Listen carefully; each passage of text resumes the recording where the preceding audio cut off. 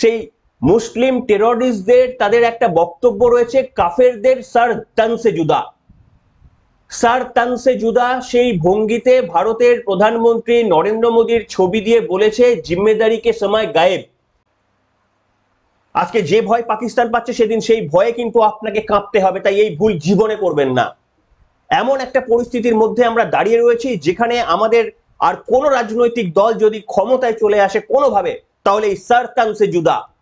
তাহলে কি এখন সময় হয়ে গিয়েছে ভারতের গণতন্ত্রকে বিসর্জন দিতে হবে? এত বড় গণতন্ত্রের দেশ, গোটা পৃথিবীর মধ্যে সর্ববৃহৎ গণতন্ত্রের দেশ, সেই গণতন্ত্রের দেশ থেকে কি তাহলে গণতন্ত্র বিসর্জন দিয়ে আমাদের কি রাশিয়া এবং চায়নার মতোই এইরকম একজন একনায়তন্ত্রের শেষ পর্যন্ত প্রতিষ্ঠা করতে হবে?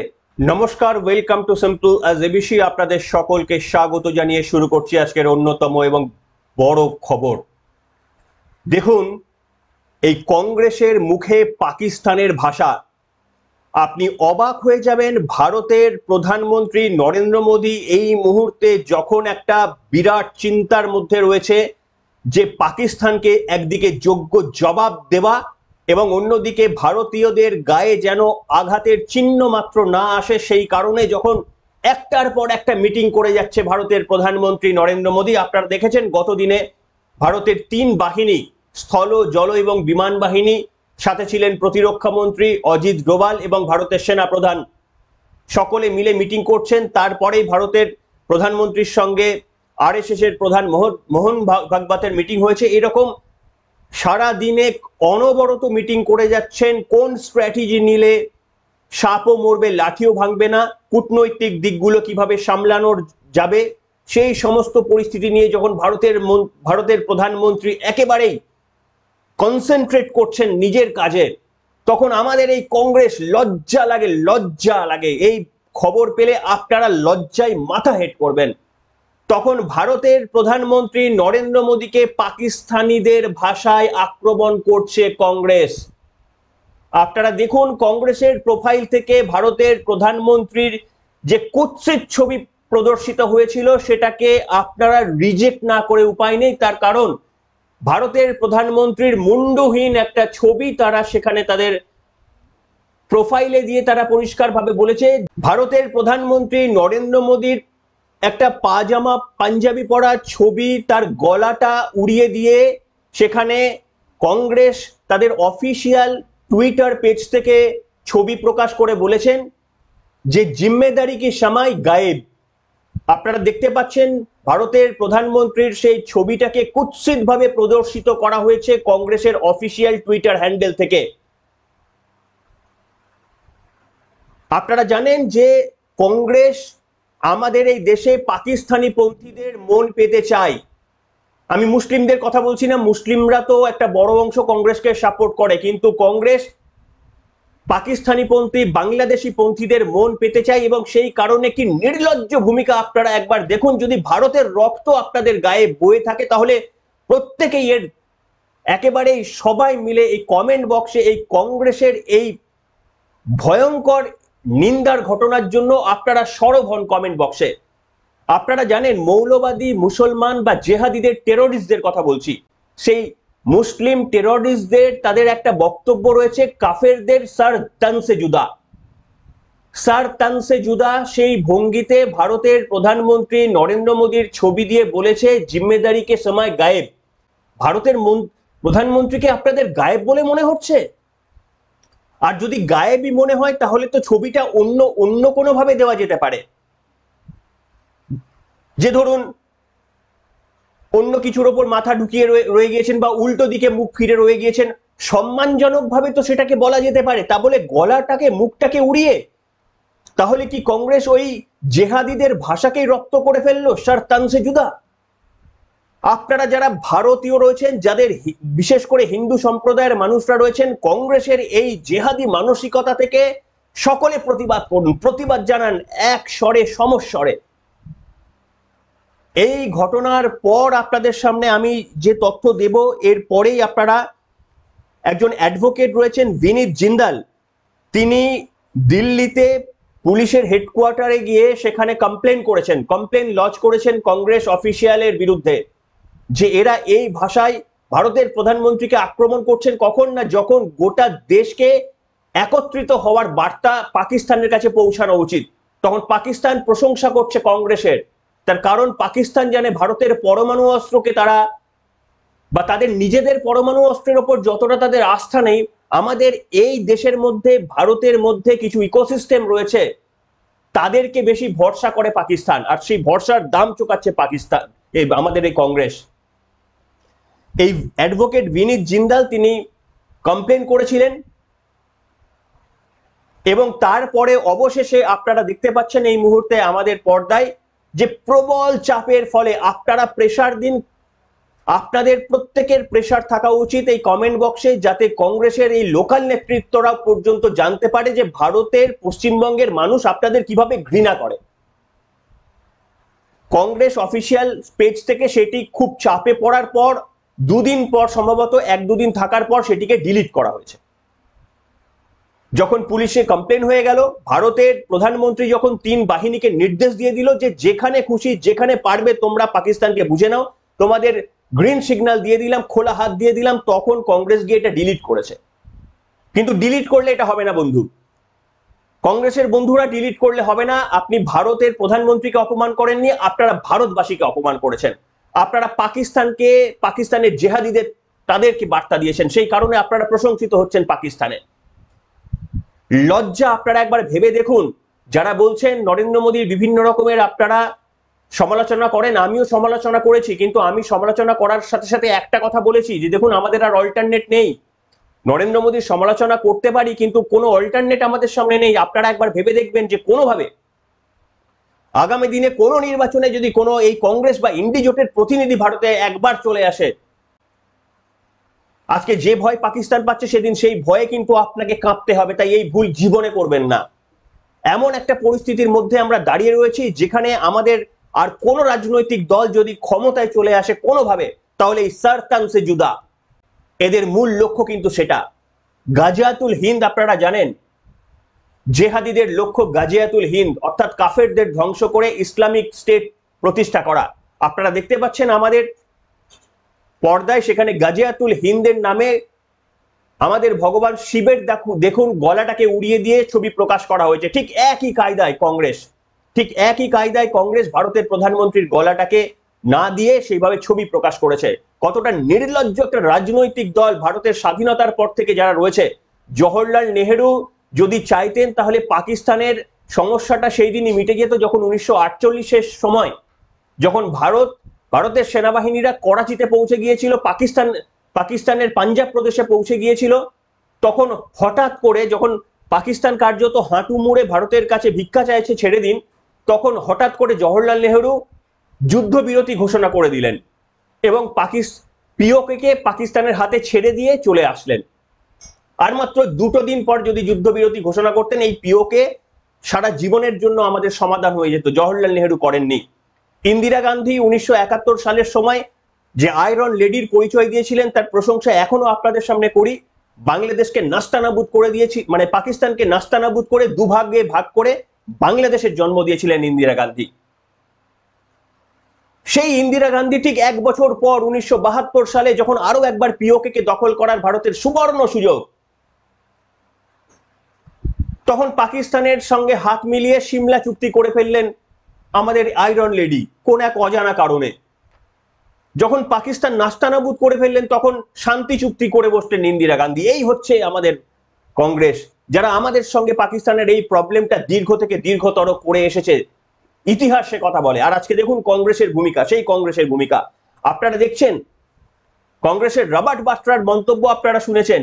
তারা এই ঘটনার জন্য, পেহেলগামের এই সন্ত্রাসের জন্য সনাতনী এবং বিজেপিকে দায়ী করেছে। বলছে যে বিজেপির এই হিন্দুত্ববাদীদের জন্য ভারতের সংখ্যালঘিষ্ঠ মাইনরিটিরা তারা ক্ষুব্ধ হয়েছে, সেই কারণেই পেহেলগাম ঘটেছে। যারা ভুলে গিয়েছিলেন রবার্ট বাড্রার এই বক্তব্যটা একবার শুনে নিন। এই হচ্ছে কংগ্রেস। একবার ভেবে দেখবেন যে কোনো দিন এদের ভুলেও যদি ভোট দেন তাহলে নিজেদের সারতানসে জুদার এক স্টেপ এগিয়ে যাওয়ারই সামিল হয়ে যাবে বা যেতে পারে। দেখুন রবার্ট বাড্রার সেই নির্লজ্জ ভূমিকা, সেই বক্তব্য আপনারা শুনুন। In our country, we see that this government will try and show that, talk about Hindutva, and the minorities feel uncomfortable, and they feel troubled when you have a survey on mosques, or you tell people you cannot pray in this way or that way. These kind of things create instability, communal issues. And if you see the way this act, if you dissect this terrorist act that took place, if they're looking at people's identity, why are they looking at people's identity? Because there's a divide that has come about in our country. শুনলেন, এই হচ্ছে Robert বাট্রা, Priyanka গান্ধীর husband. তার বার্তা হচ্ছে যে আমাদের হিন্দুদের জন্য নাকি। আপনারা ভাবতে পারেন যে হিন্দুরা কোথাও আপনারা দেখেছেন যে আগে থেকে গিয়ে ধ্বংস করেছে? এই যে পাকিস্তানের পেহেলগামের এই ঘটনা ঘটলো, আমরা ট্রেন পুড়িয়েছি, আমরা বাস জ্বালিয়েছি, আমরা আমাদের ধরে আমাদের অহিন্দু কারুর ওপর আক্রমণ করেছি। অথচ রবার্ট বাট্রা আমাদের সমাজের ওপর দোষ চাপিয়ে দিচ্ছেন কংগ্রেস। আর এই কংগ্রেসকে একজন হিন্দু ভোট দেন?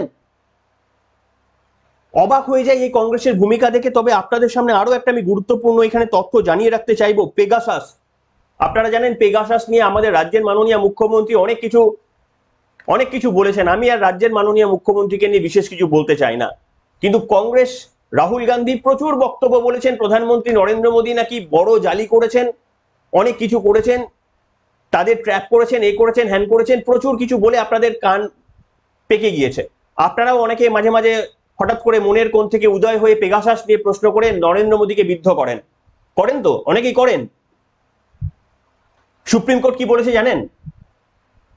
যে ভারত যদি নিজেদের সুরক্ষার স্বার্থে যদি কোনো সন্দেহভাজন ব্যক্তির বিরুদ্ধে এই স্পাইওয়্যার ব্যবহার করে তাদের গতিবিধিকে জানতে চায়, তাহলে তাতে ক্ষতি কি রয়েছে? এতে ক্ষতির কি রয়েছে? ভারত সরকার যদি কোনো সন্দেহভাজন ব্যক্তির উপর যদি তাদের কাজকর্ম বা গতিবিধিগুলোকে জানার জন্য সেই স্পাইওয়্যার ব্যবহার করে থাকে, তাহলে ক্ষতি কি রয়েছে? সেটা বলছে ভারতের সুপ্রিম কোর্ট। অর্থাৎ আরো এখানে একটা কানমোলা বলতে পারেন, গালে থাপ্পড় বলতে পারেন, সুপ্রিম কোর্ট দিয়েছে। এর আগে আপনাদের সামনে কয়েকদিন আগে আমি বলেছিলাম বীর সাভারকারকে নিয়ে খুব কুৎসিত মন্তব্য করেন রাহুল গান্ধী। আসলে তাদের ব্যাপারটাই হচ্ছে এরকম যে যদি কেউ হিন্দুত্বের পক্ষে দাঁড়ায়, সে যত বড়ই দেশপ্রেমিক হোক না কেন, কংগ্রেস তাদেরকে সহ্য করতে পারবে না। যদি আপনি নিরপেক্ষতার নাম করে পাকিস্তানের দিকে একটু মন দিতে পারেন, তাহলে কংগ্রেসের আকুণ্ঠ সমর্থন আপনি পাবেন। আপনি ভারতবর্ষের যে কোনো নেতৃত্বকে দেখে নেবেন যারা পাকিস্তান সম্পর্কে একটু নরম, কংগ্রেস হচ্ছে তাদের সব থেকে ভালো বন্ধু। আপনারা চান এরকম নেতৃত্ব যে পাকিস্তান সম্পর্কে একটু নরম মনোভাব দেখাক? আপনারা চান এরকম কোনো আমাদের রাজনৈতিক নেতৃত্ব ভারতের মধ্যে থাকুক? না আপনারা চান প্রধানমন্ত্রী নরেন্দ্র মোদীর মতো এইরকম বলা যে এবার সাবাক শেখানোর সময় হয়ে গিয়েছে, এমন আমরা দেবো আর তারা মানে রিটালিয়েট করব, তারা স্বপ্নেও ভাবতে পারছেন আমরা কি করতে চলেছি? আপনারা এরকম প্রধানমন্ত্রী চান? আপনারা কি জওহরলাল নেহরুর মতো এরকম প্রধানমন্ত্রী চান যারা জেতা ম্যাচটাকে হেরে গিয়ে পাকিস্তানের কাছে কোনো একটা ভেট দিয়ে চলে আসে, এরকম প্রধানমন্ত্রী চান? নাকি অটল বিহারী বাজপেয়ীর মতো এই নিউক্লিয়ার বোম তৈরি করে ভারতের সামরিক শক্তিকে বৃদ্ধি করার মতো এইরকম আপনারা স্টেবল গভর্নমেন্ট চান, এইরকম শক্তিশালী আপনারা গভর্নমেন্ট চান?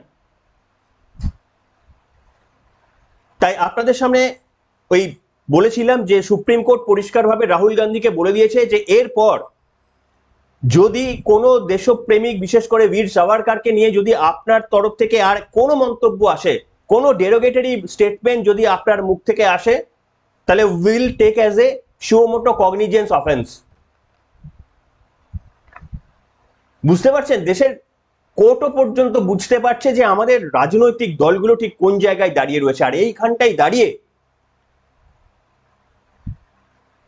আমাদের কাছে বড়ই রাজনৈতিক দলের চয়েসের অভাব। আপনি কার কাছে যাবেন? আপনি মমতা বন্দ্যোপাধ্যায়কে ভোট দেবেন? অখিলেশ যাদবের প্রশংসা হচ্ছে পাকিস্তানের পার্লামেন্টে, সেই ভিডিও আমার হাতে রয়েছে। অখিলেশ যাদবের প্রশংসা করছে পাকিস্তানের পার্লামেন্ট। পাকিস্তানের নিউজ মিডিয়াতে মমতা বন্দ্যোপাধ্যায়ের প্রশংসা হচ্ছে, সেই ভিডিও আপনাদের সামনে দেখিয়েছিলাম। আপনি কেজরিওয়ালের পাশে থাকবেন?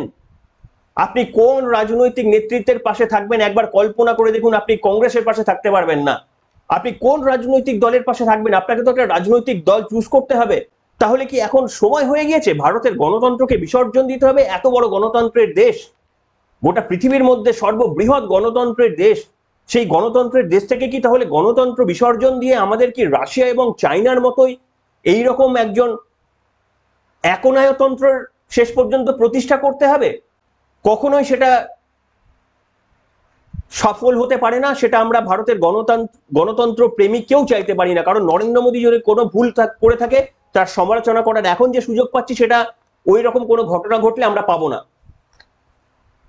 কিন্তু তার মানে এই নয় যে আমাদের প্রধানমন্ত্রী নরেন্দ্র মোদীর গলা কাটা ছবিকে প্রকাশ করে দিয়ে তারা সারতানসে জুদা বলা সেই সমস্ত জেহাদিদের সাপোর্ট করবে আমাদের কংগ্রেস, যারা আমাদের দেশকে এতদিন স্বাধীন করেছেন, এত রাজত্ব করেছেন, তাদের কাছ থেকে এই ধরনের ঘটনাও আমরা তীব্র ধিক্কারযোগ্য। আপনারা ধিক্কার জানান এই রাজনৈতিক নেতৃত্বদের কর্মকাণ্ডকে ধিক্কার জানান, তাও আর কখন করছেন?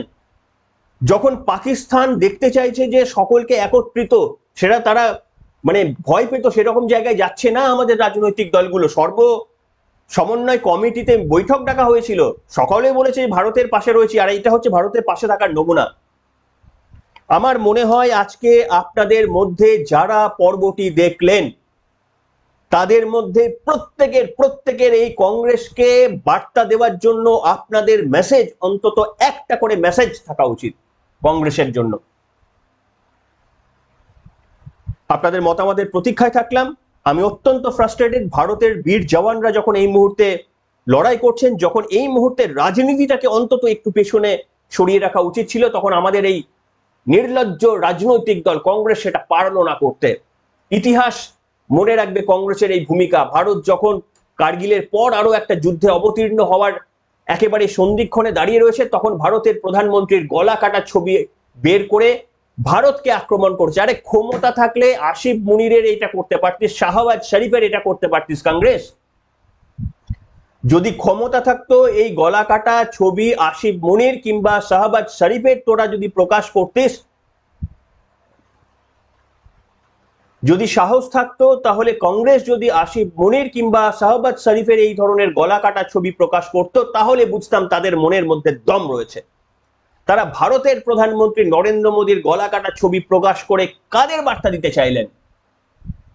যাদের বার্তা দেওয়ার তারা ঠিক বার্তা পেয়ে গিয়েছে, তারা বার্তা অনেকদিন ধরেই পেয়েছে যে কংগ্রেস তাদের পাশে রয়েছে। কিন্তু আপনারা যারা নিরপেক্ষ মানুষ, আপনারা বার্তাটা পেলেন তো?